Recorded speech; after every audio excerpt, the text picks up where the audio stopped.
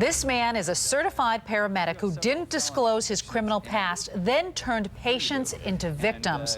Tonight, a News 15 investigation shows he's just one of dozens of convicted criminals who have slipped through the cracks. Most of us trust paramedics and EMTs without question. Well, and that's why the state demands they disclose their criminal history.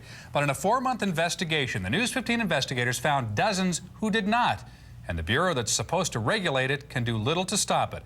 As News 15's Chris Heinbaugh found, the disclosure policy is easy for criminals to beat, leaving you, the public, at risk. Region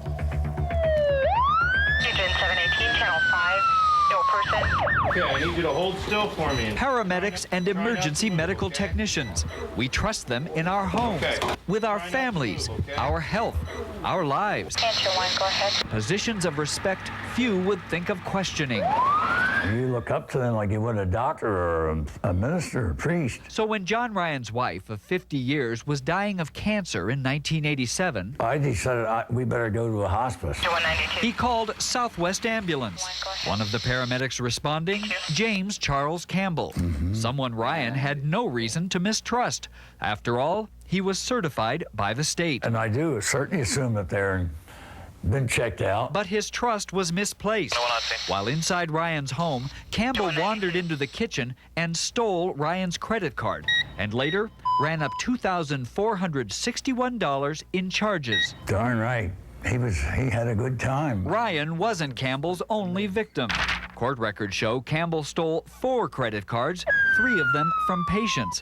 His fraudulent charges totaled more than $8,000. He was convicted on 2 felony counts. Mr. Campbell is a thief. John Tasca directs EMS, the Bureau of Emergency Medical Services, which certifies and regulates paramedics and EMTs. He says Campbell's case was their most troubling. Stole from a patient. An incredibly reprehensible act.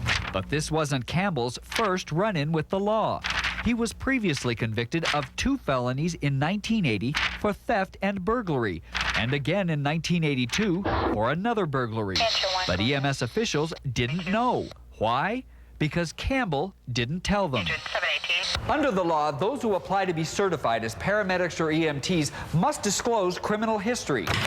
This way, the state can keep an eye on former criminals and keep out the dangerous ones. But James Campbell beat the system. He's not alone.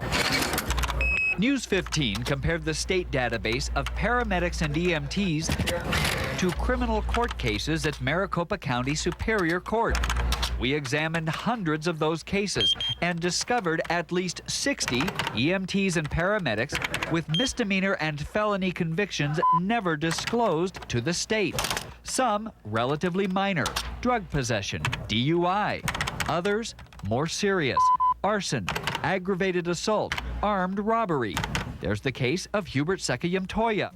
In 1980, he was charged with sexually assaulting 2 women during a burglary. He took a plea bargain, 2 misdemeanor sexual abuse charges. But we checked his state application, and when asked if he had any criminal history, he answered no. The state certified him. Larry Antone was also certified. He's an EMT on the Gila River Reservation outside Phoenix. Court records show a history of legal trouble, including a 1973 Georgia conviction for involuntary manslaughter, something he never disclosed to EMS. How did dozens of felons slip through the cracks? It's simple. The state doesn't check. This is the honor system. It really is. And that's what I have to do. The head of investigation says some paramedics' omissions are honest mistakes. Many are not. We did propose legislation. He says state lawmakers won't authorize the Bureau to get fingerprints or criminal background checks, making it easy to get away with a lie. Do you realize how crazy that sounds? I mean, you are trusting that convicted criminals are going to tell you the truth. The tools we have to work with is what we've been given. And if they want to give us more tools, I'd be happy to use them. This helps people like James Campbell, who beat the system yet again. In 1989, Campbell went to Florida, violating probation, and became a paramedic. He didn't disclose his convictions. Later, his Florida employer told Arizona probation officials Campbell was allegedly preying on patients by stealing their credit cards, stealing drugs from the home of a patient, and on drugs while on the job. He wasn't convicted of this, but returned here to Perryville to serve 2 years of his original sentence. But all this hasn't kept Campbell from being certified again. We discovered him working in California. And again, the state says he never disclosed his 5 felony convictions. You have several felony convictions, and sure you do. Okay. And you've never disclosed it to California, to Arizona, or Florida, where you're certified. Can you tell me? So you've been convicted of stealing from patients. You've been convicted of stealing from patients. Should they trust you? Campbell had no further response. Now, Campbell's mother did speak with us, saying he's turned his life around, but that he didn't disclose his past because he feared if he told the truth, he wouldn't get certified. Also, we couldn't reach Mr. Sekayamtoya for comment, but we did reach Larry Antone. He says he didn't disclose his involuntary manslaughter conviction because he thought, since it was an accident, it didn't count. The state says it does. Now, tonight, these were the criminals that the state doesn't know about. But you may be surprised to learn the state has knowingly certified other felons, including thieves, armed robbers, sex offenders, even a murder. That report tomorrow at 10. And what's so sad is that these people are obviously concentrating on their loved ones getting help and getting well, not having to worry about being taken advantage of. How widespread is this problem? Well, keep in mind, we've got thousands and thousands of paramedics and EMTs in this state, and certainly most of them are very honorable people. What we found is a small percentage, but keep in mind, we looked at convictions at only one courthouse in one county. Clearly, the problem could be a lot bigger. So a sex offender could slip in here from another state. Arizona wouldn't even know about it. Unless the sex offender decided to disclose it, no, we wouldn't know about it. All right, we'll see you back here tomorrow. Forward to your report tomorrow night.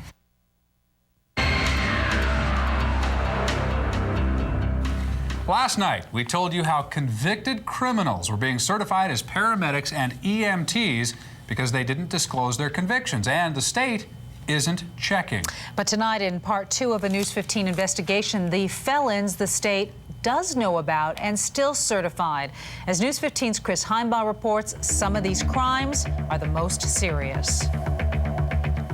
He didn't just take her life, he took mine too. Candy Stevenson's memories of her mother, Esther Hammond, are gone. He took away a lot. She says one memory erased all the others, her mother's murder. He pulled out the gun, shot her, and took her life. The killer? Esther's own husband, Randy Hammond. It happened here at the Hammond's Tempe apartment in 1981. Police records show Randy and Esther had been arguing. She threatened to leave. That's when Randy got his rifle, loaded and pointed it at Esther's forehead. He had it aimed and cocked and just right at her. Then, with 9-year-old Candy watching, Randy fired. She fell instantly, you know, and just blood all around her, and I'm just screaming. Randy Hammond was charged with first-degree murder. He accepted a plea bargain, second-degree murder. He did his 10 years in prison, then wanted to be a paramedic. And even though they knew of his crime, state officials certified him. I want somebody who's honest. The Bureau of Emergency Medical Services regulates and certifies paramedics and EMTs. Okay, I need you to hold still for me. Positions of trust because they enter people's lives when they're most vulnerable. When their defenses, physical and psychological, are down. And so there has to be a presumption the person who is providing the emergency medical services that the individual is trustworthy and will not harm the patient in any way. Traffic on 5. And the potential for abuse is there. Last night, we told you about James Campbell, a local paramedic convicted of stealing credit cards from patients. In St. Louis, a paramedic admitted stealing morphine meant for patients, injecting them instead with saline. And in St. Paul, a female patient was molested in the back of an ambulance. With this in mind, you may not be surprised to find rules keeping most convicted criminals from being certified. What may surprise you, state EMS officials can and have made many exceptions. Under the open records law, News 15 obtained a list of paramedics and EMTs who the state certified despite their crimes, which include DUIs, armed robbery, arson, grand theft, cases where officials believed the applicant deserved a fresh start. But the list also includes those convicted of sex offenses and murder. Since January 1st, people convicted of those crimes may not be certified. No exceptions. They were such significant violations that their sheer proof of conviction for those crimes should preclude an individual from being certified as an emergency medical technician. Then why is James Richmond Wicks still in the system? He's listed as an EMT in Maricopa County. Wicks was convicted in 1984 after sexually abusing his stepdaughter and her friend. And Tucson paramedic John Charles Oliver. Despite his 1982 conviction for sexually abusing his young daughter, he was certified. And of course, convicted murderer Randy Hammond. None of these men are known to have committed further crimes, but under those new rules, could not be certified today. EMS officials say they're struggling to balance the safety of the public and fairness to the paramedics. Should they now be denied that certificate, even though there was no recidivism, even though there was no subsequent commitment of that crime or any other? That is a very significant legal question that the Department and the Attorney General is looking into. Randy Hammond is someone they'll have to decide on soon. His certification expires in May. This is a recent photo. Hammond says he's been a good paramedic and should be recertified. What color's that? Blue. His stepdaughter says no. What kind is it? As a mother, she can't imagine trusting her daughter to Hammond or any paramedic convicted of a serious crime. How can someone honestly trust someone that has killed someone or raped a little girl or, you know what I mean? Just, it goes on. I mean, how could you honestly say that I trust this person 100%? Because you can't. You can't. Now, while Randy Hammond is still certified, he says that he's not a paramedic at the moment, but hopes to be doing it again soon. He also says his record is a good one.